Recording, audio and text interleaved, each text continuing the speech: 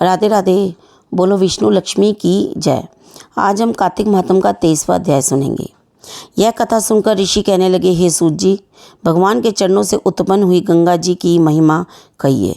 तब सूत जी ने कहा, हे ऋषियों, जो कुछ नारद जी ने राजा पृथु से कहा वही मैं तुमको सुनाता हूँ।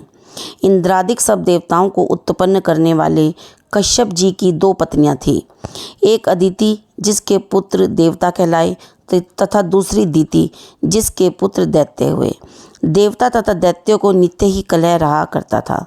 उस समय विरोचन का पुत्र अर्थात प्रहलाद का पुत्र राजा बलि दैत्यों का राजा था। उसकी सेना अत्यंत विशाल थी।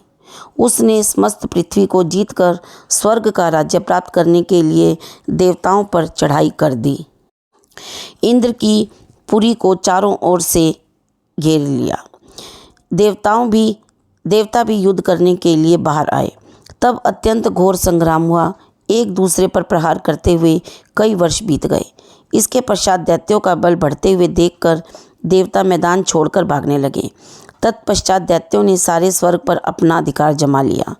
बलि स्वयं इंद्र के आसन पर बैठने लगा। साथ ही देवताओं के समस्त कार्य अपने राक्षसों के अधीन कर दिए। यज्ञ भी बलि की भी आप ही लेने लगा। तब अदिति अपने पुत्रों को दुखी देखकर बहुत चिंतित हुई। फिर वह अपना स्थान छोड़कर देवताओं की जय तथा दैत्यों की पराजय के निमित्त भगवान की तपस्या करने के लिए हिमवान पर्वत पर चली गई। वहाँ कुछ समय फलाहार खाकर कुछ काल सूखे पत्ते और कुछ काल तक पवन का ही आहार करती रही। फिर पैर के अग्रभाग से खड़ी होकर भगवान की तपस्या करने लगी। इस प्रकार 1000 वर्ष तक उग्र तपस्या की। मायावी राक्षस अदिति की घोर तपस्या से चिंतित होकर राक्षसी माया से देवताओं का रूप धारण कर अदिति के पास जाकर कहने लगे कि हे माता, तुम हमारे लिए इतना घोर तप क्यों कर रही हो? आत्मघात करना सब शास्त्रों ने पाप बताया है। हम तुम्हारा यह दुख सहन नहीं कर सकते। माता का दुख देखकर कोई सुखी नहीं रह सकता तथा माता से कोई विमुख नहीं हो सकता।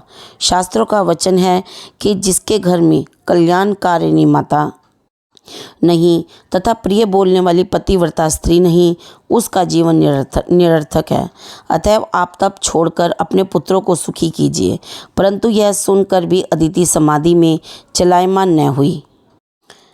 तब उन्होंने अदिति को मार डालने का निश्चय किया। अतएव उन्होंने अदिति को जीवित जला देने के लिए उस वन में आग लगा दी। परंतु इस अग्नि में दैत्य स्वयं जल गए। अदिति को किसी प्रकार की हानि नहीं पहुंची और न उन्हें इसका कुछ पता चला, क्योंकि भगवान ने अपने चक्र सुदर्शन से अदिति की रक्षा की। इस प्रकार कार्तिक महात्म का 23वां अध्याय समाप्त हुआ। बोलो विष्णु लक्ष्मी की जय। आप मेरी वीडियो को लाइक शेयर सब्सक्राइब जरूर कीजिए और बेल वाला बटन दबा दें। आपको आगे आने वाला अध्याय जल्द ही मिल जाए। राधे राधे।